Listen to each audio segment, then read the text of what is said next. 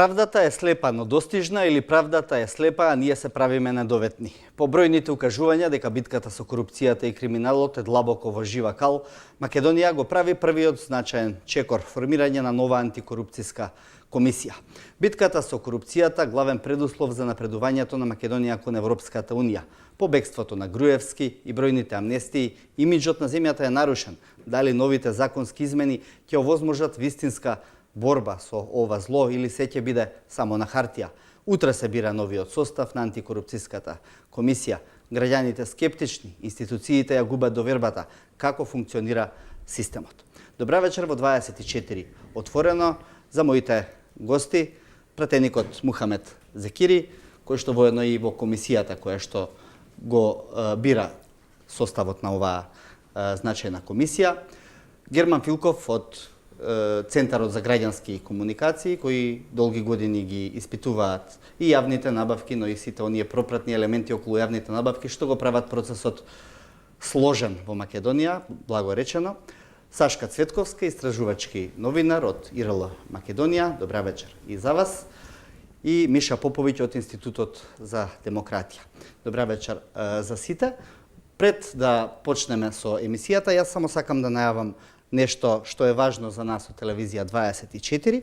Покрај мене е мојата колешка Сонја Кимова Делевска, која што долги години е дел од Отворено, а од утре веќе ќе биде дел и од вестите на телевизија 24. Ги отвараме вратите и портите и за луѓето кои што не можат да слушаат. Впрочем, како што тоа го правиме ние секогаш и за луѓето со посебни потреби. Сонја, добра вечер за тебе. Добра вечер. Драго ми е дека си тука до мене. Драго ми е и многу сум возбудена што телевизија 24 е првата и единствена приватна телевизија која имаше доблест да ги слушни потребите на глувите лица, на тие кои не слушаат, да им ја направи секоја информација веќе од утре достапна и за нив. Значи од утре од 20 часот почнуваме секој ден со вестите на телевизија 24. Така е, секој ден вестите од 20 часот ќе бидат со некој од вас, со Сонја или со незините колешки и ќе продолжиме во тоа темпо, а се надеваме дека во иднина ќе имаме и други и повеќе емисии кои што ќе можеме да ги презентираме на луѓето што не можат да слушаат на овој начин. Ви благодарам многу. Да, Сонја, ти благодарам. За сега ти ќе си поидеш на твоето место од каде што ќе продолжи твојата работа, а ние почнуваме со емисијата. Практично, Зекири, веќе 2-3 дена, практично трет ден во собранието, се испитуваат сите оние луѓе кои што се пријавија за да бидат дел од новото тело на Комисијата за спречување на корупцијата.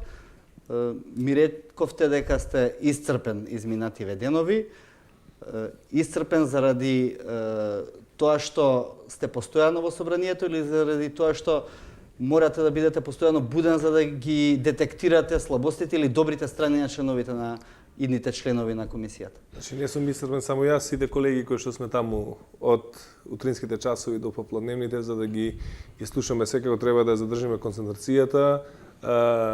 Може би е неблагодарна работа за нас членовите од Комисијата за селекција на кандидатите, но сепак е голема одговорноста. И морам да ги пофалам и представниците на граѓанските организации и новинарите, кои што и Сашка Цветковска и Миша Поповиќ се дел од тој тим. И останати секако и од други институции кои што ни помагаат многу со прашањата нивни и да ги видиме на вистина кои се тие што конкурираат и претендираат да бидат членови на Комисијата државна за спречување на корупцијата. Јавно се знае дека се работи за 57 кандидати кои што уредно ги доставија и ги исполнуваат условите документацијата до собранието, се јавија на огласот. 22 беа елиминирани по основ на несоодветно образование или некомплетна документација. Еден кандидат сам ги повлече, па ни стигна вчера една кандидатура, иако била пратена на 28, но стигна по пошта покасно, но и таа утврдивме дека не не е комплетна.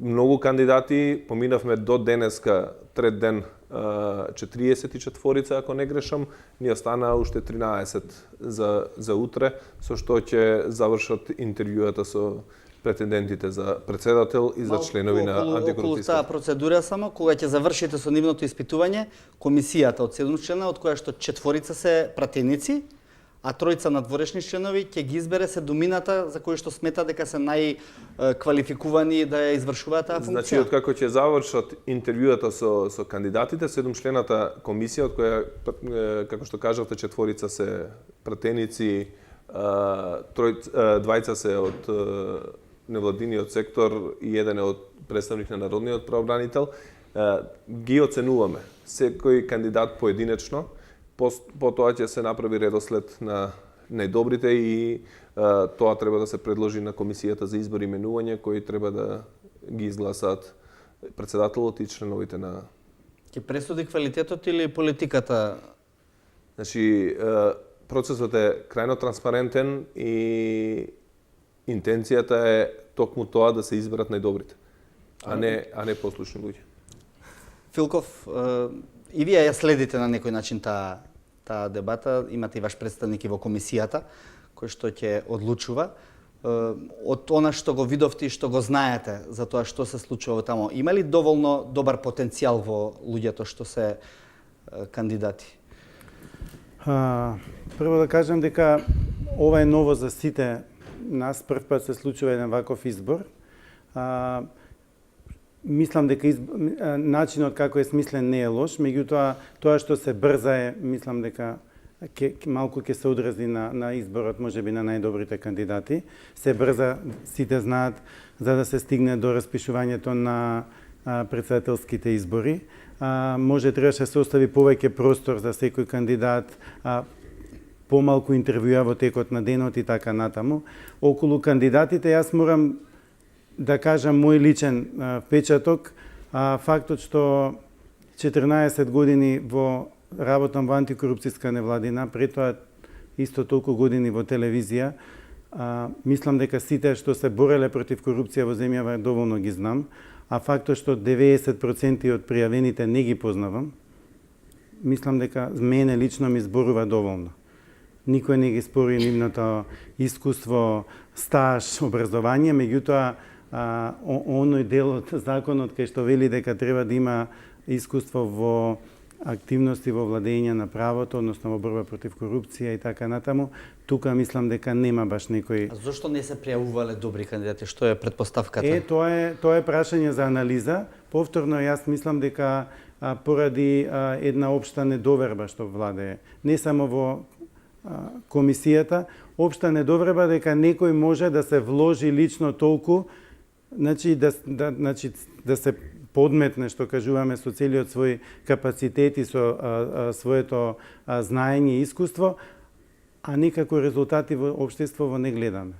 Па секој ќе си рече, па зошто сега да си ставам трн во здрава нога, колку и да сака да се бори против корупцијата. Од овде има многу борци што ги знаеме и постојано, еве, ние бар што сме тука секојдневно работиме, меѓутоа ефектите изостануваат. Јас би се плашал што би се случило и ако ги нема нашите активности, каде би отишла работата. Меѓутоа, мислам дека непријавувањето на такви кандидати какви што би сакале, не можам да кажам за луѓе дали се добри или лоши, не ги познавам, мислам дека е поради недовербата општа што владее во ова општество и таа е една од главните пречки според мене за развојот на оваа земја. Цветковска, имавте можност директно да бидете вклучени во процесот преку интервјуата што ги правите внатре со кандидатите в печатокот? Добро е да може некако да испрашуваме. Со манда да го испрашуваме. И да не може да избега. Тоа е секако и новина е што се случува, макар од тој аспект е во ред, позитивна. Позитивна промена е што процесот е отворен. Значи, ние до сега сите знаеме како се бираа кандидатите, се доставува некои си CV-ја во собранието, се гласаше тоа се во 10 минути и на крајот завршувавме со членови кои дури искрено и ние кои следиме корупција не им ги паметиме имињата, а камоли лицата. Процесот е интересен, За прв пат имаат можност новинари, граѓански организации кои следат корупција и владење право да ги интервјуираат и да поставуваат прашања на кандидатите. Тоа го прави и комисијата. Меѓутоа и ние кои имаме само мандат, еве јас како представник на ЗНМ, само да прашуваме, ние не водуваме. Меѓутоа добро е што е отворено, иако не ми се допаѓа тоа што не се емитува во живо на Собранискиот канал, за граѓаните да можат да го видат на време. Не ми се допаѓа тоа што медиумите немаат никаков интерес, речи се никаков интерес, со ретки исклучоси да ги следат кандидатите, се доаѓа наутро во 10, во 11 на брзина да се сними нешто и го разбираме тоа, бидејќи медиумите кубурат и со човечки ресурси, и со технички. Така што за процесот да биде уште подобар фалат многу работи. Но за сега го делам впечатокот со Герман дека кандидатите се поприлично анонимни. Што може да биде и предност во некои ситуации. Зависи. Ако немаат бекграунд повеќето од кандидатите доаѓаат од институции. Но се бара да бидат докажани борци против корупција. Значи доаѓаат од институции. Добар дел од кандидатите говореа за тоа како трпеле притисоци, како сведочеле корупција, криминал и незаконски действија, но никој не одговори на прашањето зошто не пријавиле. Имаше кандидати со очигледни конфликтни на интерес и со владеачката партија и со опозицијските партии. Имаше кандидати кои што, например, еве овој човек, јас морам да го споменам, работи во Генералниот секретаријат во Антикорупцијската комисија од 2010 година и на прашањето што мисли за составот на комисијата, за работата на поранешната комисија, тој кажа дека не може да ги суди, таква била климата. Значи, за некој вакви кандидати имаше многу, не е само овој човек, многу од нив интегритетот го разбираат како растеглива категорија и тоа беше, да речеме, еден нов печаток за многу од кандидатите, но имаше интересни лица. Она што е интересно дека се чувствува дека и партиите чувствуваат еден минимален, можеби не преголем, но еден мал притисок. Па дури и кандидатите за кои тие лобираат, барем ќе се трудат некој подобар да изфорсираат, можеби, се гледа дека ги интересира што мислиме ние, иако на крајот ќе видиме. А зошто не се пријавувале борците вистински за корупција?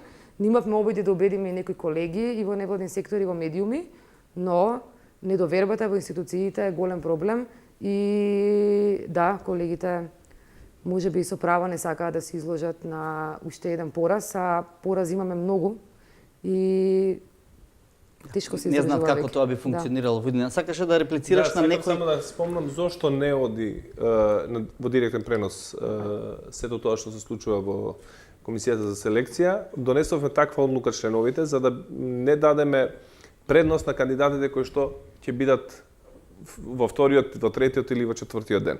Бидејќи ќе имаат можност да ги гледаат интегрално што се поставуваат прашањата, кои се интересите на невладините организации во однос на тоа, да не им дадеме предност да имаат време да се подготвуваат. По тој принцип се водевме, иначе веднаш утре кога ќе завршиме со последниот кандидат, почнува да се емитуваат на Собранискиот канал, ќе се емитуваат интервјуите и пред да биде изборот на комисијата. Пред да биде изборот на комисијата, односно да се изгласаат кандидатите на Комисијата за избори и именувања, да поминат сите кандидати на Собранискиот канал. Знаете дека медиумите кои кубурат со ресурси по девастирачките процеси кои речи си ги уништија, верувам дека подобро ќе ги следеа кандидатите доколку имаше пренос во живо. И тоа ќе беше од голема помош. Нема да очекуваме граѓаните дека ќе седат и ќе гледаат 10 часот на седница. Значи така граѓаните ќе пропуштат да видат, например, луѓе, професор од високото образование кои сметат дека нема корупција во високото образование, па ни во политиката, му бизнис секторот. Мисли дека имаше луѓе кои тврдеа дека во нивната институција никогаш не се случила корупција, имаше разни луѓе. Значи затоа као механизам сте и вие. А и не е најпопуларен канал Собранискиот. Не, но таму сте и вие, не можеме на друг канал да ги емитуваме. Собранискиот канал да идеше во живо, тоа е Собранискиот канал. И тие што ќе гледаа во живо немаше да седат сигурно 10 часа да гледаат во живо, но медиумите покажа еден недостаток на новиот закон. Не бе, само што стапи во сила, законот вели се емитува на Собранискиот канал без да прецизира дали тоа емитува што значи дали во живо или одложено, бидејќи едното и другото е емитува. Емитување, добре. Емитуваме, ама јас сега би го прашал директно Герман, зашто ти не реши да се кандидираш? Па добро. Да, тоа е добро прашање. Да. Па од причините што ги образложи преисказа многу луѓе кои што и Па пробајте Сашка ги 15 спомна. години живеете вака и повеќе, мислам, на вистина е Добро. измачувачки. Миша Поповиќ, и вие сте дел од целиот процес, како вие го оценувате? Па да, уште кога се пишуваше законот, уствари се дебатираше за тоа дали да иде во живо или не. И токму ова беше приказната. Дали ќе имат предност оние што нема да бидат први на интервју. И уште тогаш, јас тврдев дека, бидејќи не е тест на знаење, туку е тест на тоа што вие ќе кажете, нема до крај точен и до крај неточен одговор на прашањата кои што се поставуваат. И тоа се оствари, всушност, кога ќе погледнат луѓето интервјуата, ќе видат дека таму се повторуваат прашањата, да, меѓутоа ниту еден не е прашан за да му се тестира знаењето, туку одговорите кои што се даваат кажуваат за тоа како тие например како ја поимаат корупцијата, и тоа им стои на кандидатите, знаат дека ќе бидат прашани за тоа. Начинот на кој што кажува против што тие навистина ќе се борат. Затоа што нели има различни нивоа и така натаму. Така што мислам дека следниот пат ќе биде многу по едноставно и тоа табу ќе се сруши, дека се дава предност и ќе иде во живо. Инаку и јас жалам што не беше во живо, токму заради тоа што уште од почеток сум убеден дека немаше потреба, дека тоа нема да даде некоја предност. Инаку тоа што би рекол дека е нешто што се пропушти исто така, е што не се објавија CV-ата, дури редактирани да ги нема личните податоци, затоа што да, ние имаме пристап до CV-ата, меѓутоа идејата беше да бидат тие јавни и нема зошто да не бидат јавни. Тие сепак се пријавиле, се изложуваат пред камера да бидат интервјуирани, некојаш се тоа навистина тешки прашања, некојаш е така интересно интервјуто во најмала рака, меѓутоа тоа е нешто што се пропушти, меѓутоа би сакал да кажем една позитивна работа, што јас ја приметив, а тоа е дека четирите пратеници кои што се во комисијата за селекција, после петиот, шестиот кандидат во првиот ден, почнаа да ги прашуваат прашањата што ние оригинално ги прашувавме. И мене тоа некако ми се допадна, заради тоа што прво нас ни ослободува да ние препоставуваме некои прашања. Малце проблематично е затоа што политичари како политичари сакаат да покажат што знаат, па некако и ги кажуваат и одговорите. Меѓутоа, како и да е, мислам дека мене ми барем тоа некако ми значи дека тие ја видоа вредноста што ние како невладини и како новинари ја додадовме во процесот на интервјуа. Така што се надвам дека тоа некако ќе се преведе во поголема слобода на пратениците. Сега баш ме интересира како тоа ќе се одрази во одлучувањето на комисијата. Токму тоа сакав да кажам. И дали тука ќе преовладаат партиските директиви за кои што се шпекулира дека постојат, дека ги има, мешани се трите најголеми партии плюс уште една пратеничка од редовите на независната група која што е независна, Владанка Авировиќ, што значи дека претпоставувам дека сите тие ќе имаат некакви фаворити, директиви кои што ги разговарале претходно на партија или можеби не ги разговарале па сега ги нашле. Да. Мислите ли дека тука ќе може да се издигнат партиите над интересите партиски? Бидејќи залогот е голем.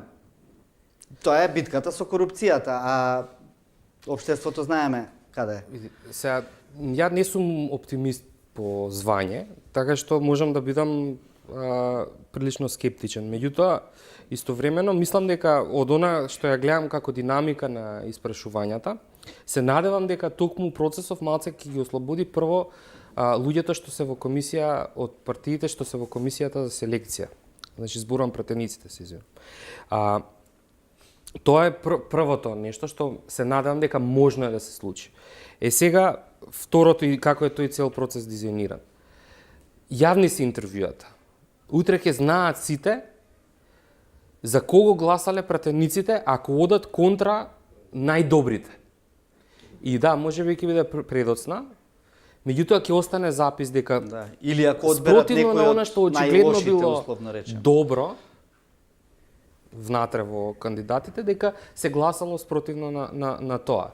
Или на пример, не знаеме, можеби во комисијата за селекција ќе има многу големи разлики во оценување на ист кандидат. Тоа исто така ќе биде сигнал дека на прилично различен начин се доживеале исти интервјуа. Дали во комисијата Така што за за тоа ќе има селекција, дали ќе записи? се знае кој од членовите на комисијата за кој кандидат гласал, односно колку поени му дал? Дали е тоа јавно? Значи, не знам тоа дали ќе биде јавно, но секој поединечно ќе гласа за секој кандидат. Ние во комисијата, членовите, ќе ги знаеме за секој член како гласал за... Вие ќе знаете Ние ќе како се гласале знаеме. другите членови на комисијата? И... Апсолутно ќе знаеме. Мислам дека голем проблем е што се сведе многу концентрација на интервјуата. Немаше време прво да се проверат тие биографии.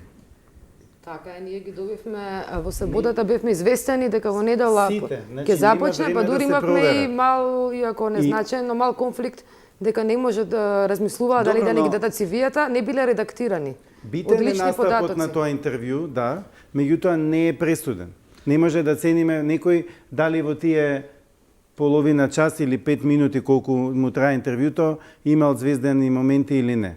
Добро, но тоа извади на површина, за некои луѓе извади на површина на вистина показатели кои што ако еве не кажуваат дека треба да се гласа за тој, кажуваат дека не треба да се гласа за тој заради тоа што не го направил во минатото. Мислам, можеби сега не ги споменуваме поименично да не ја доведуваме целата фаза во некоја друг елемент, но имаше обвинител кој што го премолча 27 април, не знам. Тоа се очигледните добро познати ноторни карактери.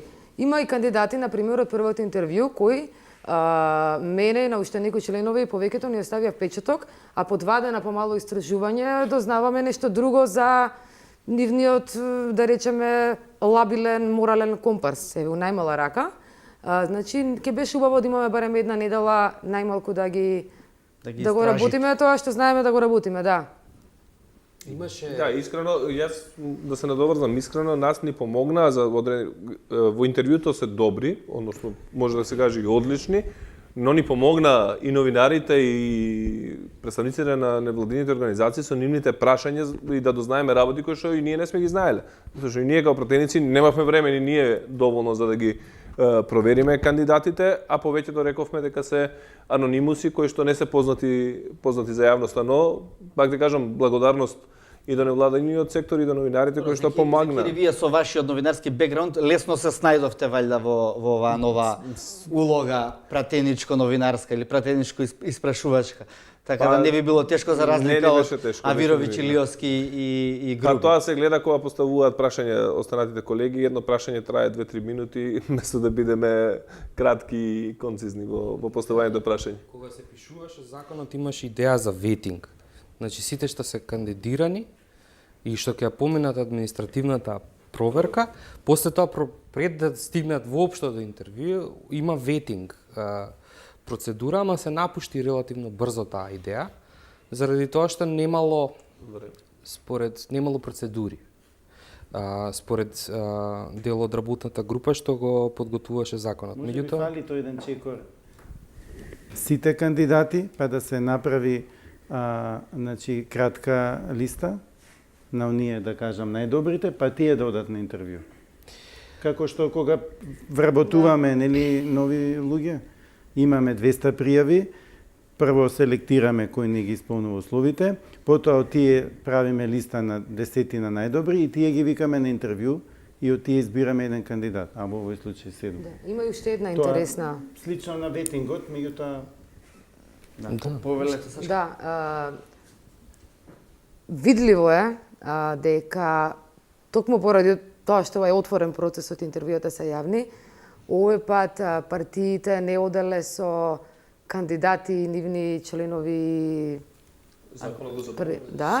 Не одеа со очигледните коњи за трка, што сите ги знаеме во јавноста. Да, кои не мора да се и нивни членови, туку луѓе што ги поддржуваат. Да, туку луѓе кои навистина се тотални анонимуси, но се верни и лојални во партиските кругови и други центри на МОК. А вие ги препознавте ли таквите во интервјуата? Не ги препознавме интервјуата? веднаш, токму тоа е проблемот. Значи, од 57 луѓе, петорица, шесторица беа познати. И да, доцнеме со. Ние правиме ветинг сега, меѓу време додека одат интервјуата.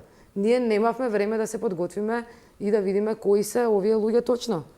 И не знам во која мера, но за жал тоа секако ќе влијае на изборот и на квалитетот, а особено ќе влијае на не можеме утре завршуваат. Како гаранцијата дека партиите нема да посегнат по ова тело, ги немаме. Немаме време да се подготвиме, ветинг не се прави за пола ден. Добро, меѓутоа само уште кратко. Мислам дека покрај сето ова кажано, јас само би сакал да кажам дека сите што се пријавија, навистина мене ми е мило што видов луѓе кои што навистина искрено, без разлика дали имаат искуство, да, колку се стручни или не, навистина сакаат нешто да направат. Има таму луѓе кои што со некакви искрени намери, некои дури веројатно и наивно, меѓутоа си замислував колку е тоа храбро, особено за некои луѓе што не се научени на тоа, што се можеби и нови во целата оваа приказна, се одлучиле пред пратеници, пред други луѓе, а најмногу пред камера, да зборуваат за корупција, спремни да бидат прашани нешто за нив лично, кое што, да речем, произлегува од CV-то или од она што може да се најде на интернет за нив. Добро, по бегството на Груевски и по амнестиите што се случија во општеството, некако општеството повторно падна во еден, како да кажам, во тоа Герман што го кажа пред малку, никој не верува веќе во таа битка против корупцијата, против криминалот. Во правдата ретко се верува. Едноставно се покажа неказнивоста на дело и веројатно дел од причините лежат токму во тоа што сега се случуваше пред известно време, иако многумина очекуваа дека ќе биде поинаку. Сепак, дали е сега време да се направи некој ресет за да можеме да ги поставиме овие битки против корупцијата на здрави темели? Филков? Јас би прашал колку време нас ни треба за тој ресет веќе? 20 години, 30? Нонстоп мислиме дека е сега ќе направиме, од сега ќе почнеме од нула и ќе почнеме нешто ново. Законот, еве и начинот на избор со сите недостатоци, прв може да се искористи понатаму за други институции слични на Државната комисија. Законот дава основа за тоа. Заедно со некои добри кандидати, да кажам, за председател и за членови, има можност навистина барем овде да се почне од нешто. Барем оваа комисија да биде некоја светла точка, која што самата по себе не може да, за тој кога не функционираше, никому ништо. И да функционира, пак, значи, таа е една алка во цел систем. Без натаму обвинителство, од обвинителство натаму судство, без тој круг и сите други, финансиска полиција, Државен завод за ревизија. Доколку тој систем има силен кредибилитет и постојано ги притиска институциите во соработка условна, да речеме, со медиумите, со она што би требало да го прават, мислите дека обвинителството би молчали и другите институции? Не, затоа зборувам. Оваа институција сама по себе нема да ја победи корупцијата, таа има и превентивна улога, нема многу значи да спречува, а не толку да се бори против корупцијата. Меѓутоа, ако оваа комисија достави до обвинителството 5 случаи и секој ден држи пресконференции и кажува за овој случај доставивме до обвинителство документација за натамошно процесирање. За овој случај, до каде е обвинителството? Обвинителството нема да може така да седи. И натаму секоја институција во системот. Така што ова е шанса, нема, мислам, многу да значи, меѓутоа Памтиме ние комисијата кога била отворена и кога оваа комисија треба граѓаните да ги има за сојузници. Нема поголем сојузник. Вие, телевизија, знаете што значи да си има граѓани за сојузник. Значи, може да ги повика граѓаните на сојузништво во борбата против корупцијата. Мене ми е страф и тоа, и дури кога го изговарам, непријатно ми е самиот себе што го слушам, дали овие граѓани и овој народ па толку сака да нема корупција. Веќе и тоа почнувам да се прашувам. Дали не се навикна бизнисмените со корупција да си прават бизнис, властите со корупција да си владеат. Но тоа веројатно станува збор за перманентно отапување на чувствата на граѓаните и кои што веќе се имуни на сите вести што доаѓаат за корупцијата. На толку милиарди. Едноставно не ги слушаат, не ги Што гледаат. треба да се случи? Јас не знам стварно во оваа земја. На толку милиарди крадење, уште луѓето некако се рамнодушни кон корупцијата. Цветковска? Добро, тоа е разочарувачки, меѓутоа сепак не можам да одберам да ги гледам поинаку граѓаните освен како жртви. Ако ја погледнеме пропагандата на која беа изложени 10 години, за жал пропаганда има и сега и тоа доста само малку по елегантна. Ама жртва си колку што ќе дозволиш да биде жртва. Да, меѓутоа ние не можеме да очекуваме од луѓето кои денеска се борат буквално да јадат и да се згреат, дека тие ќе го имаат комфорот да размислуваат за слобода на говор, за борба со корупција. Тие граѓани се жртви. Мислам дека е магијатен круг. Да, магија може да се каже. Но од друга страна, комисијата треба да се отвори кон граѓаните, но колку ќе добијат граѓаните пристап во медиумите е прашањето. Ако го видиме медиумскиот теленски во моментов и што се случува, но сепак, значи не мора новинарите, антикорупционерите, невладините и пратениците да живеат само на приеми, може да се прошетаат по некое село, во некое градче, да видат што се случува со нивните сограѓани, како живеат луѓето таму. Луѓето се охрабруваат. Еве, Герман знае, ние ќе отидеме на некаква обука во некое мало провинцијско место и луѓето се охрабруваат кога ќе видат дека сме таму и доаѓаат да споделат некои од покрупните случаи на корупција што сме ги работеле, дошле од мали места, од луѓе кои се немокни безпомошни, но колку значело што дошле неколку новинари на една конференција која немала никаква врска со нив, тие дознали се обратиле. Ние медиумите, институциите, немаме веќе контакт, не сме детачирани од граѓаните. За нас граѓани се број на кликови, Google Analytics ни кажува дека се 40% мажи и толку се жени. Ние не знаеме што се потребите, ниту на младите, ниту на старите, ниту на луѓето, ништо не знаеме. А што се однесува до ова може да е некој светол старт. Меѓутоа, не може вие да викате како влада дека ваша врвна, клучна реформа, приоритет ќе биде борба со корупција, а тоа да не се рефлектира во буџетот. Каде што не се рефлектира. Па постојано се повторува тоа. Дури во првиот пропаднат 369 план, па нели после го менува за бројките да не ги 16-9 како ли отида на крај не знам. А колку погледнеме буџетот и колку пари на располагање имаат независните институции, како антикорупцијската, државниот ревизор, обвинителствата, судовите, тогаш јасно е, мислам, каде ќе оди борбата со корупција. Извинете, но таа чини пари и ресурси. Се вработуваат разноразни луѓе, Холивуд студио има овладана, инсталирано со разноразни, не знам што се, твитерџи, не знам, а финансовата полиција цела година моли и бара дозвола да вработи приправник. Тие се, такви се за жал работите. Сите регулаторни тела се со речиси 50% помалку вработени од што треба да имаат според нивната систематизација. На кои тела мислите регулатори? Па Државна комисија за спречување корупција, Државен завод за ревизија, Финансиска полиција, Биро за јавни набавки, сите регулаторни институции, но затоа Министерство за внатрешни работи колку има систематизација, толку има вработени. АЕК колку има систематизација, толку има вработени. Но вие кои што навистина треба да имаат вработени. Па вие знаете дека има еден човек во Државната комисија за проверка на анкетните листови. Еден човек. Добро, што значи ова дека дека декларативна е борбата само со корупцијата?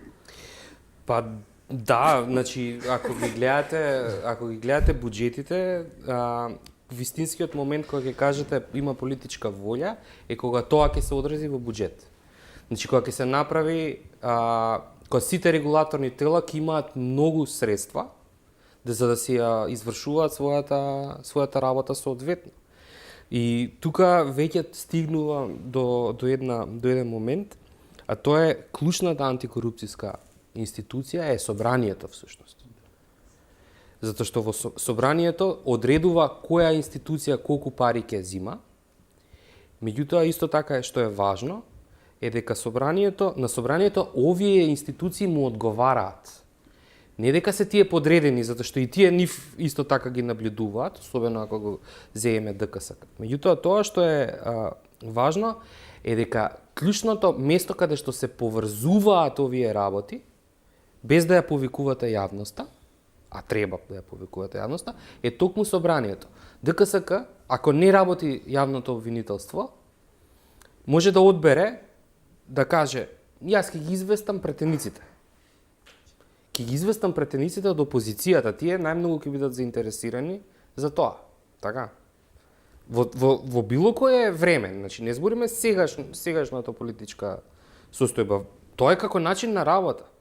Јавно обвинителство не работи, одам во собрание. Собрание го повикува јавното обвинителство. Зошто вие не работите по случаите што ви ги испраќа ДКСК? ДКСК се пожалува на собрание, немаме доволно ресурси. Министерство за финансии не ќе да ни дае поголем буџет. Може да го повикнете министерот за финансии. И така некако, ако гледаме идеално како треба да функционираат работите, моќта на претениците е пресудна. Они одлучуваат, не владата. Они имаат моќ да одлучат дали оваа земја ќе се бори против корупција или не. Тоа не е до владата. Тоа е до собранието. Добро, тука ние собранието да го прашаме. Собранието, извини, Марен, избриша член од законот. Прво, собранието формира Државен завод за ревизија, кој што треба за собранието да контролира како извршната власт го троши буџетот. Така, тоа е функцијата. И тој Државен завод за ревизија тоа го прави, му поднесува извештај на собранието за секоја институција. Собранието само си гласаше да го смени законот, да избрише дека расправа по тие извештаи. Ова зборуваш за предходниот? Предходното, ама ова не се потепа па да си го врати тој член во законот. Да, 2012-13 се случи тоа, да.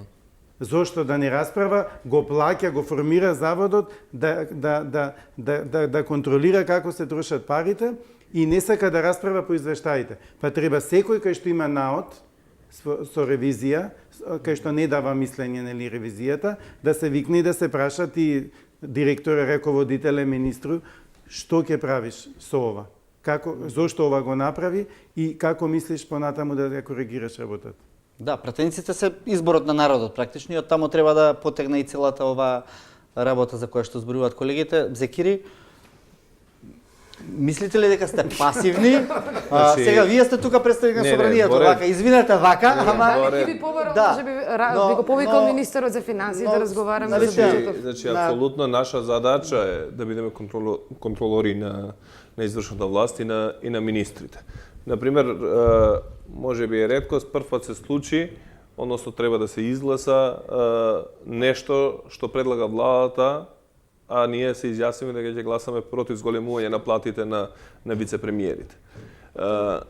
Во ред, но затоа и претходните говорници, и Герман и останатите кажа, и Државната комисија за спречување на корупција. Најголем сојузник нивен апсолутно треба да биде јавноста и граѓаните. И јас сум водел медиум и знам што значи кога имаш поддршката на граѓаните и на јавноста. Кога ама не треба да ќутите. Треба да зборувате јавно. Треба да излезете да кажете дека оваа институција ме саботира. Дека овој не сака да соработува со мене. Ако ќутите, никој нема да дојде. Прво не ќутиме. Не вие, зборам за институцијата. Да, институциите не се грижат многу. Па тоа е работата. Треба да се анимираат тие институции да бидат гласни. И тие членови што ќе ги избереме од Државната комисија за спречување на корупција, тие мора да се гласни. Не смеат да ќутат доколку било кој ги попречува во својата работа. Они добро кажат, Герман, секој ден мора пресконференции да има. Секој ден да ги повикуваат тие институции и да ги посочат со прст и со име и презиме. Кој е човекот што ги спречува? Кој не сака да соработи? За државната, зборам за институцијата антикорупцијската. Антикорупцијската. Било кој од нив, членовите, председателот, За ревизија. за институциите, институциите. Да, институциите, тие што ги водат тие институции, не треба да молчат ако некој не соработува со нив.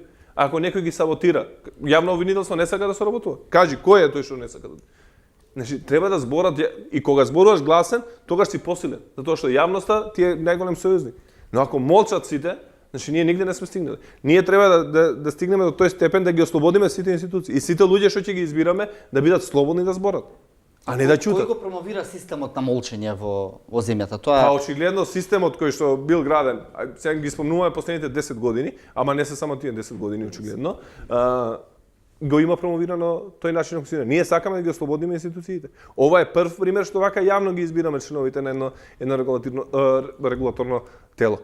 Може би ќе се земе како примери за назначување на другите членови во регулаторните тела да биде вака јавен. И мислам дека тоа е придобивка за општеството и за јавноста. Државен ревизор. Главен државен ревизор, кој што го нема 2 години, не може да се договорат кој да го избере. Да, мене ми текнува пред многу години, слушав во ДКСК поранешна комесарка, како објаснува, па јас не ќам да се расправам со други институции заради тоа што не ќам да ја срамам со тоа државата. И тоа ви кажува, тоа баш беше во период во кој што излезе еден резултат. Како би ја срамело на државата? Па така, кога ќе излезеш ти да кажеш јавното обвинителство не работи, Европска комисија ќе си рече, ДКСК вели јавното обвинителство не работи и тоа автоматски ни дава нас повише шанса. А тоа е всушносно на погрешното прецепирање на тоа како се решаваат проблемите. Проблемите се решаваат кога се на виделина, не кога се под тепих. Кога се под тепих, вие не можете да ги решите проблемите. Кога ќе излезат сите проблеми на виделина, тогаш ќе се почне со решавање на работите, затоа што нема каде да ги скриете. Ако не постои тепих, тогаш единствен начин како да нема проблеми е да ги решавате проблемите, така. Меѓутоа тоа што е и тоа баш се случи во еден период, сакав да се надоврзам на разговорот претходно. Вие имате, например, наоди од анкетни истражувања кои што кажуваат има многу расширена корупција. Меѓутоа, има еден многу интересен наод, а тоа е дека се зголемува толеранцијата кон корупција. И тоа е нешто што го отвара ова, баш Герман го кажа, Магепсан круг. Вие немате луѓе кои што се лоши во смисла луѓето посакуваат корупција, меѓутоа корупцијата често пати е начин како вие да решите проблем кој што животно ве засега. Ние правевме едно истражување, 25% од луѓето имаат на Балканот имаат искуство со фаќање врски, давање подароци и така натаму и така натаму. Од тие 25%, во 2 од 3 случаи тоа им завршило работа. Сега што е работата, што е проблемот? Проблемот е што оние што ја завршуваат работата се инсталирани во институциите што и онака треба да им ги пружат услугите на граѓаните. И прашањето е како сега тоа да се тргне, пошто луѓето не е дека сакаат тоа да го направат, него едноставно се приморани да го направат. И кога проблемот е кога ќе тргнете еден систем да го решавате, мора да имате многу голема инвестиција затоа што ќе се отвори една дупка која што тешко ќе се надомести. И затоа идејата е да се решаваат работите со, например, здравството, ако сакате да го решите, вие не можете да воведете само термин некаков или контрола на тоа како ќе се издаваат лековите, него морате, например, да им зголемите плата на докторите, мора да имате поише доктори, мора да имате... Не може да ги карате жените дека не проверувале редовно рак на дојка, а се чека 6 месеци. Например, мора да имате повише легла, затоа што леглата во болниците се начин како да земете, ако сте лекар, пари. Или како да, затоа што тоа е ресурс кој што недостасува. Кога има доволно легла, вие немате основа за корупција, немате како кој да одлучи ти ќе одиш или некој друг ќе оди ќе добие кревет, а јас тоа што го решавам тоа ми дава некаква лојалност, пари, зависи како ја гледаме корупција. Цуков, вие ги следите, сакав малку јавните набавки ги следите и во континуитет. Што е променето, да речеме, во последниве 2 години во однос на тоа што беше претходно? Дали се променети само играчите на пазарот или и тие не се променети, или навистина има некоја поголема транспарентност заради која што можеме да кажеме ајде сега да видиме од каде може да почнеме кон подобро? Транспарентност има поголема, меѓутоа транспарентноста сама по себе не е доволна за да се спречи корупцијата. Инаку конкретно во јавните набавки, според мене најлошо е тоа што стариот закон, многу критикуван лош закон, се уште е на сила и ќе биде до април. Значи, 2 години не се успеа да се забрза тој процес на носење на новиот закон, да навистина да барем од јануари да почнеше, а не од април. Тој има внатре вградено антикорупцијски правила, контролата што многу не достигаше, цената не е најниската единствен критериум. Значи, законот внатре има една добра основа за да се подобрат работите. Како ќе се спроведе во пракса, тоа многу ќе видиме. Дали можете да насетите политичка волја за промена на работите или од сегашното спроведување на набавките не можам да насетам. Мислам дека што е сменето, парите што се трошат преку набавките значително се намалени. Се троше околу милиарда евра годишно, сега се трошат околу 700 милиони. Значи за 300 милиони помалку пари има во набавките. Мене ме радува што значи има помалку и за корупција. Знаете колку поише има пари вкупно, толку има и повеќе за корупција. Од друга страна, она што можам да баш разговаравме пред емисијата, што можам да забележам, се појавуваат нови играчи. Старите не го даваат освоениот простор, значи не е лесно да се влезе. Конкуренцијата останува ниска во јавните набавки. Едва лани 3,3 стигна, инаку беше под 3 цело време, 2,9, 2,8. Просечен број на понудувачи на еден тендер. Исто така, замислете дека на 1/3 од тендерите се јавува само по еден понудувач. Значи, и фирмите немаат доверба во системот на јавни набавки. Тие што веќе влегле, знаат како, го освоиле пазарот, си ги воспоставиле релациите и понатаму си и за нив е магевсан круг. Знаете вие дека задоснетото плаќање е проблем во јавните набавки. И ако си веќе влезен во некоја институција, само за да бидеш таму присутен за никогаш да ти платат, постојано конкурираш пак на истите тендери. Значи тоа, така што поместување некој на подобро не сум забележал. Се надеваме за новиот закон, но останува да видиме како ќе се спроведува. Цветковска, вие во вашите истражувања и работата?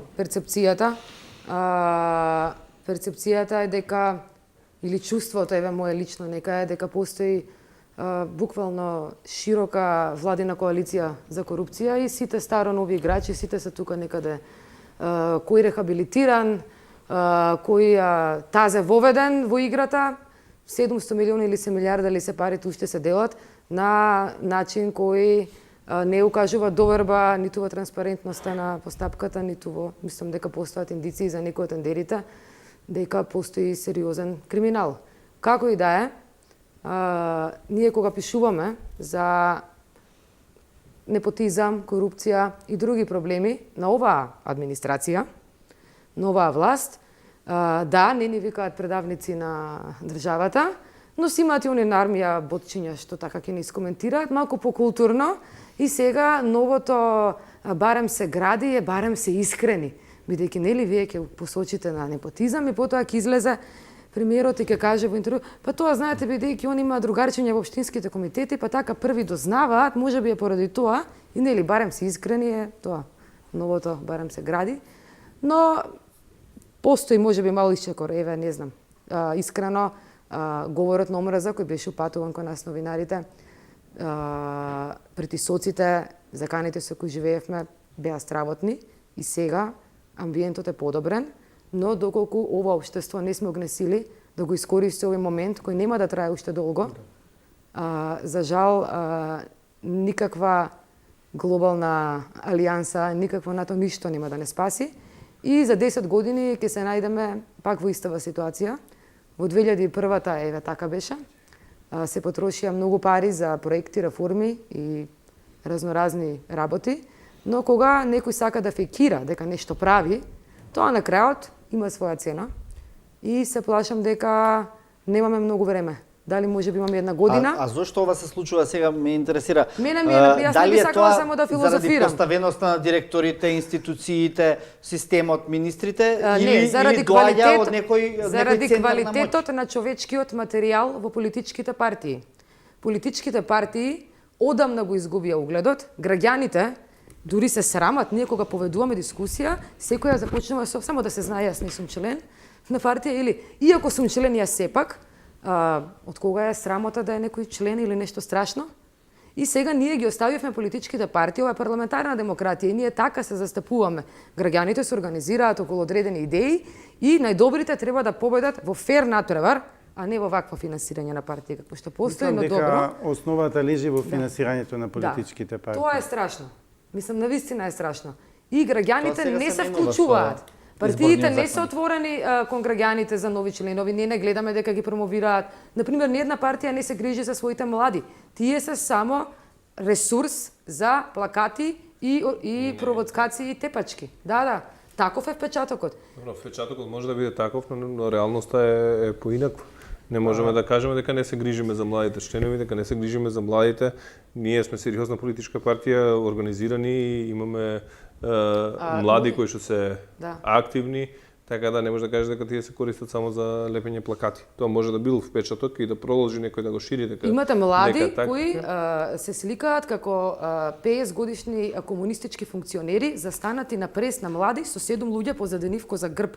Мислам, тоа уште ќе се прави? Онака, дали уште се мисли дека тоа е во ред, пристојно, онака, дали е окей? И тие млади утре ќе бидат повисоки функционери и ние нели ќе се видиме тука уште 100 години, да. Сега јас некад прво не се да сам повикан овде. Збориме дека под младокот во партиите заслужува малку подобар третман и загрижува тој впечаток дека најпосле не е променет впечатокот, а тоа не е променет впечатокот затоа што некои навики од старото време се останати и во функционирањето на новата администрација. Каде вие го лоцирате лично проблемот во човечкиот материјал? Значи, таа перцепција постои. Ја не негирам дека не постои. Тоа не е перцепција. Сите председатели на студентските сојузи и студентскиот парламент биле членови или на СДСМ или на членови кои подоцна обавезно станале директори или министри. Тоа е така нон-стоп. Мислам сега, да не се залажуваме ние овде. Само да му дозволиме Закири за ова перцепцијата, бидејќи Да, перцепцијата е таква, администрацијата е таа. Таа преку ноќ не може да се смени. Ние треба да создадеме услови и да покажеме дека треба со конкретни чекори дека таквата перцепција мора да ја смениме. Значи, како? Прво треба да се бираат вистинските луѓе. Апсолутно. Да престане да се полни администрацијата од политичките партии. Ама не престанува, тоа е лошо. Тоа е проблем. Значи, дали не престанува? Не е како што било. И тоа ние не можеме преку ноќ за една година да го смениме. Ама не, некои работи се едноставни. Кажете ми вие во кој универзум Цветанка Ласкова е советник за култура? Значи имаме ние многу проблеми овде. Ова не е нормално. И не престанува, апсолутно дека не престанува. И перцепцијата не е само ова. Перцепцијата е дека власта многу повеќе работи на перцепцијата дека нешто прави и држи мотивациони говори, кавер постери на Facebook, фрчат промо видеа, отколку дека нешто прави. Сега, вашиот проблем е што добро, вие сте толерантни на критика, што не е пофалба, такви треба да бидете, но драго ни е што сте такви и очекувам од луѓе како тебе и уште неколку на кои најблиско до она што ние го имаме како представник на граѓанските гласови во институциите, да се вратат сите дебати, сите диалози во собранието каде што им е место и за фундаменталните права, и за владењето на право, и за борбата против корупција, кои се три клучни реформски приоритети во стратегијата на Европската комисија за Западен Балкан и за Македонија. И таму треба да биде дебатата. Таа подршка сте ја имале секогаш и но ќе имате од треба моја страна можеби треба да конкретизираме. Ќе конкретизираме, да седнеме, да нешто разговараме све што е потребно, ќе направиме, зашто Твојата парламентот генерација политичари треба да ги представува прагматичните парламентот е политичари. местото каде што треба да се води дебатата. И со вас како невладини организации и новинари за работите за кои што сметате дека е потребно да се зборува и да се разговара. Апсолутно. Вие сте подпредседател на партија. Зборувате ли за ова во партијата? Им кажувате ли дека ако ова се случува а не е добро на вистина, дека тоа треба да се промени? Апсолутно, ние во партијата разговараме отворено за аномалиите, за проблемите со кои што се соочуваме и секако тоа што е критика од јавност. И не е едноставно, еден човек сам нема да може да ги смени, но ги зборуваме. Не е работова дека само чекаме, не критикуваат и сега ние да се тераме постаро како што си бил. Значи, апсолутно не го правиме тоа. Се плаши ли владата на претениците? Би требало да се плаши. Точно е. Апсолутно дека треба да се плаши. Дали се плаши, таа перцепција уште, јас се согласувам, не перцепција, туку не е реалност. Добро, ма јавност е на располагање, еве ја. Јавност е на располагање. Да помогнеме да се врати достоинството на и ние сакаме да се врати затоа што и јас, а и претседателот на мојата партија, кој што представува кој е премиер, не охрабрува отворено дека ние треба да ги критикуваме нашите функционери и нашите министри да бараме одчет од нив ако нешто погрешно прават. И можеби не го прават голем број на пратеници и членови, но има и различни мислења во партијата и јавно го изборуваме и ги посочуваме луѓето кои што треба да се сменат во нивниот однос секако. Поповиќ, само што ова пред да ја вклучам публиката, претпоставувам дека ти треба брзо да се испорачаат некои резултати во битката со корупцијата овде во Македонија, бидејќи следува извештајот на Европската унија и можноста да почнат преговорите. Очекувате ли дека има доволно време тоа да се случи? Добро, прилично е краток рокот, тоа се уште 7 недели веќе до затворањето на извештаите, меѓутоа ја мислам дека еден процес е многу важен за впечатокот, а тоа ќе бидат следниве избори претседателски.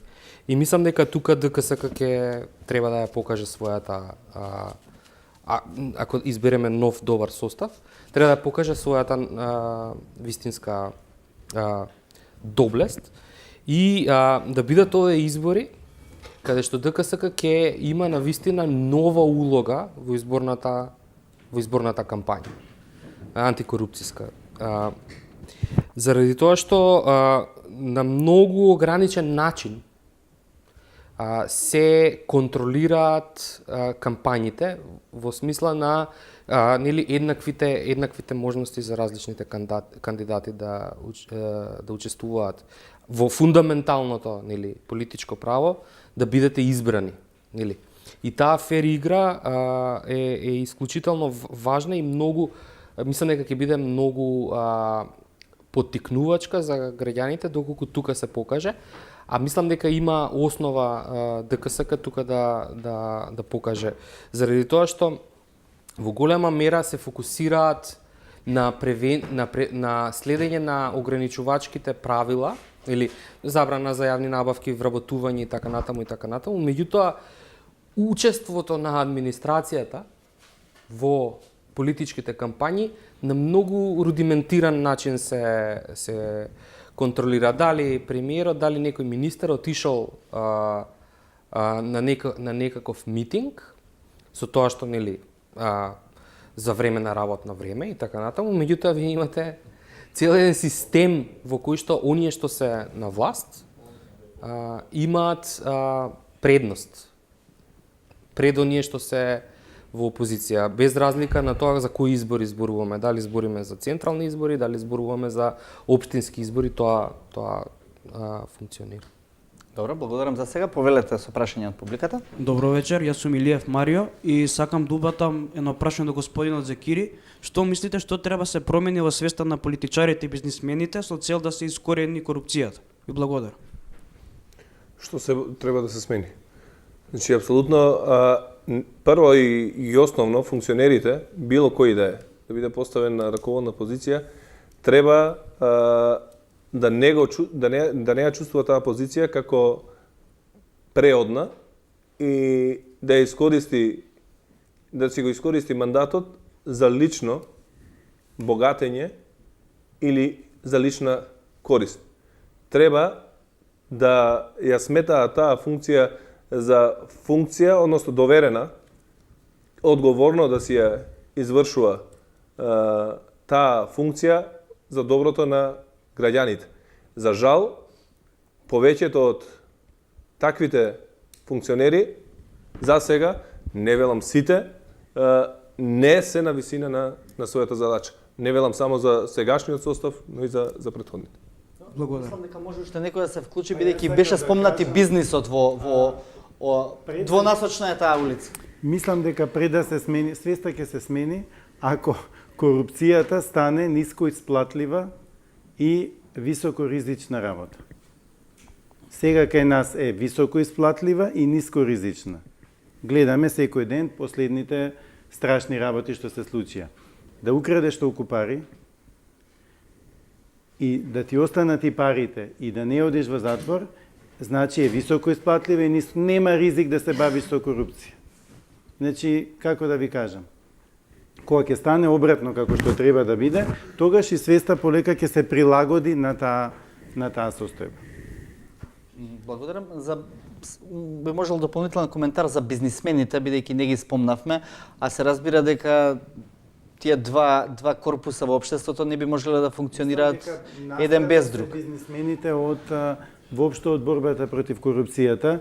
Дали тие ја промовираат корупцијата или политичарите ја промовираат? Како се кажува, за танго треба двајца. Така, корупцијата е танго. Да, значи некој што дава и некој што прима. Да не ги абстрахираме од цел тој проблем. А од друга страна, како што јас не сум чул до сега ни една власт, да каже безкомпромисна борба против корупцијата. Не сум чул, извинете, од никој тоа. Така не сум чул ни од бизнисмените. Па јас мислам дека заедно го слушавме уназад 2 години дека е безкомпромисна најдете ми битка со документ корупцијата. кај што значи нема во програма на влада, нема во 36918, никаде не вели дека значи политичката волја да ја видиме. Прво декларативно нека биде, а после и со дел. Така и со бизнисмените. Не сме чуле да речат неќеме да корумпираме. Да, и тоа што е исто така интересно е дека многу брзо ги амнестираме. Значи, не се занимаваме ние како општество дека во политички критериуми вистинскиот тест на крајот на денот ќе биде кога јавното обвинителство ќе се префрли на случаи кои што сериозни економски сектори ги држат во монополска позиција кај нас. Најпознатиот случај е во ФИОКа против Телеком, така? Заради тоа што не е само тој случај. Па не е само тој, меѓутоа така, и тоа се остане и не се занимаваат луѓето толку со тоа. Повелете со ново прашање. Добро вечер и од мене. Дали изворот на корупцијата е во слабата економија или станува збор за политичка култура во Македонија? Дали изворот на корупцијата? Дали изворот, да. Дали изворот е во слабата економија? Економија, да. Не, слабата економија Или е во последица политичката на волја? Да, е последица на отсуството на политичка волја да се справуваат властите со корупција. Во 2015-та се донесоа новите милениумски цели на Обединетите нации за социјална еднаквост. Што беше потребата од овие цели? Дека корупцијата е таа која ги спречува земјите во развој да станат развиени земји и корупцијата е причина број 1 за растечката нееднаквост помеѓу богатите и сиромашните глобално. Така што слабата економија влијае на оние 99% обични смртници кои ние во просторијава. Можда малку мухи. Необичен. Но тоа е тоа. Без учество. Добро, има уште еден проблем. Граѓаните веќе не ги чувствуваат, не само Македонија е глобален предизвик, тој не ги чувствуваат институциите како своји, а причината поради тоа е едноставна. Тој што ги плаќа изборите, тој што ги финансира кампањите, тој ги поседува институциите. Се додека немаме транспарентно финансирање на политичките партии и на политичките кампањи, а не сме задоволни од овој закон сега, тогаш, за жал, се уште ќе има слаба економија, од која што последиците ќе ги чувствуваат само обичните смртници без моки привилегии. Па вие сами гледате еве колку е, да се надоврзам. Меѓу првите случаи што ги имаме истражувано пред многу години беше едно село Велешко, каде што се изградило ново училиште на 2 спрата. Иако во селото имало неколку деца само, ама мислеле дека наталитетот не знам што.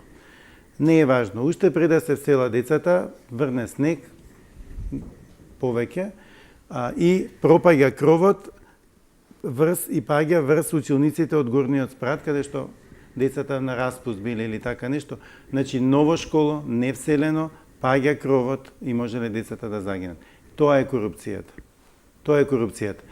Гарантирам, таму не се ставиле потребните материјали, надзорот потпишал без да провери дали се ставени, бидејќи во дослух со инвеститорот и на крајот, еве, значи, штетата е да се санира, значи, дупло да се плати. Се е тоа последица на една коруптивна сделка. Не знам дали се сеќавате на случајот, беше пред 2 години отприлика, на човекот кој загина во катната гаража околу плоштадот, и го заборавив името кај Непсо кај Елем.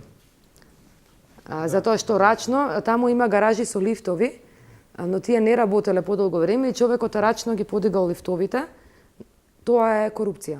Не биле инсталирани доволно материјали, никогаш не се набавиле работите кои требале да се набават, Господ знае каде завршиле парите, и тоа е класичен пример на жртва на корупција. Корупцијата убива. Да, корупцијата, да. Многу често сака Повелете уште некое прашање имаме во публиката? Добро. Ајде, повеле само микрофонот, ве молам. Микрофонот. Еве го позади вас. Ајде. Колешкава цело време се дискутираше во врска со корупцијата, со народот. Се извинувам, пред некое време, скоро сега, со кола го фаќа со ауто и го стопира со брчаец. Аутото кошта 500 евра, а он му наплатува 1000 евра. Дали е тоа во право власта, што дали е корумпирана или не е корумпирана власта сега со ова денешницава, со полиција, со судството, со... Микрофонот само кон вас, уште малку да. Толку. Добро. Јас разбирам дека сите сме гневни. И јас кога ќе платам казна од 300 евра сум гневен, оти некој со 300 милиони што украл не оди во затвор, а јас морам да ја платам казната во рок од 7 дена, нели? Или поени да напишам. И тоа е, и тој револт и доправа и ќе се чувствува. Ама не, цело време се зборува за граѓаните. Меѓутоа, кога ќе збориме за граѓаните, значи треба да се штити граѓанецот. Повторете го, молам, прашање. Треба да се штити граѓанецот. Значи за граѓаните се поставени, сме гласале за нима, не за да... Но, знаете, нема да не штитат како што гледате. Молим? Затоа нема да не штитат, затоа е подобро заедно да се штитиме и да го бараме тоа што ни припаѓа. Кој заедно? Нели? Јас, вие, еве колку млади има овде. Ако има правила, сите мора да ги почитуваат правилата. Заштита тука не постои поинаква. И јас ако сум возел пребрзо, а не сум смел, треба да си ја платам казната, колку да земам плата. Не се збори само за еден човек. Не, за примеров што го кажавте. Да, пример. Да. Да, ова е практично нееднаквиот режим, нееднаквиот стандард во казнувањето и во казнивоста кон граѓаните и или политичарите, за што говори човекот, што го боли од внатре. Може ли тоа да се промени? Ќе работите ли тоа, Зекири, на тоа? Секако, ако не работиме и против себе, затоа што нема да бидеме ние вечно на власт. И нашите деца, и внуци, и роднини секако ќе живеат тука и ќе треба да се соочуваат секојдневно со институциите и ќе сакаме да направиме нешто да смениме на подобро за понатака да немаат грижа граѓаните. Тоа треба да ни биде приоритет и мораме да се зафатиме подитно конкретно да сработиме нешто за да се смени и таквата перцепција и да се смени општата клима во земјава на подобро. Да, многу долго време сите зборувавме ете Македонија конечно да стане држава, да ги осигура границите, државноста, постулатите на она што се вели стабилност на Балканот и сега конечно тој момент е претпоставувам завршен и после него веќе нема враќање назад со членството во НАТО и тука после ова ќе следува или засукување на ракавите на оние што треба да работат, а тоа сме сите ние, а пред се политичарите тие што се носители на извршната власт, а во спротивно разочарувањето ќе биде големо. Филков? Јас за тоа мислам баш така. И пак ќе прашам, колку години ние ќе чекаме да ги засукаме ракавите? Сите земји не помина, тие што ги засукаа ракавите на време. Да не ја кажам Словенија, па надоле Хрватска, па гледате сега на индексот на корупција Црна Гора колку е пред нас. Мене да, што Црна Гора е пред нас и тоа многу места. Мене од една страна ме охрабруваат да кажам евроинтегративните процеси. Не знам дали го имаме целиот капацитет тоа да го направиме како што треба во смисла да оди брзо, ефикасно, значи граѓаните да го сватат тоа дека мора да се направи и ми се допаѓа, јас застапувам цело време на теза дека кога зборуваме за корупција, зборуваме за ова, како за некои измислени ликови. Кој фрла ѓубре? Сите. Јас не фрлам, ние си, да, еве, јас не фрлам. Ама не можеме да речеме така, јас не фрлам, тој фрла. Сите сме. Не сме ни 2 милиони луѓе овде. Не можеме да организираме една држава. Не можеме да се исчистиме во земјата. На тоа се сведовме. А ќе одиме во Европска Унија и ќе ги спроведуваме сите тие таму строги правила за сите работи, кои што кои што го зимаат како здраво за готово, ова што ние допрва треба да го направиме за да дојдеме до една основа стартна, па потоа да го градиме натаму општеството. Нигде не пишува во ниеден закон Европска Унија да не фрлаш ѓубре чисто да ти биде. Тоа се подразбира. Тоа како да кажам. Значи од тука да почнеме. И сите сме во кошот. Кога ќе се засукуваат ракавите, сите ќе си ги засукаат. Ќе се соберат комшиите и ќе си го исчистат дворот околу зградата. Од тоа се почнува. И снегот. И снегот и се што треба.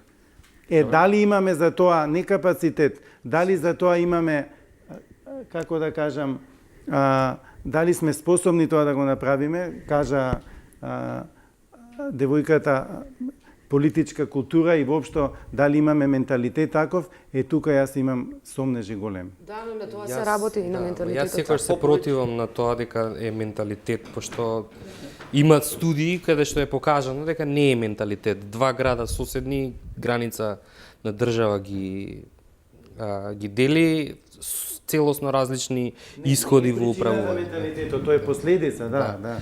Меѓутоа, да, значи мора да вложиме средства. Тоа е за жал големата, мислам.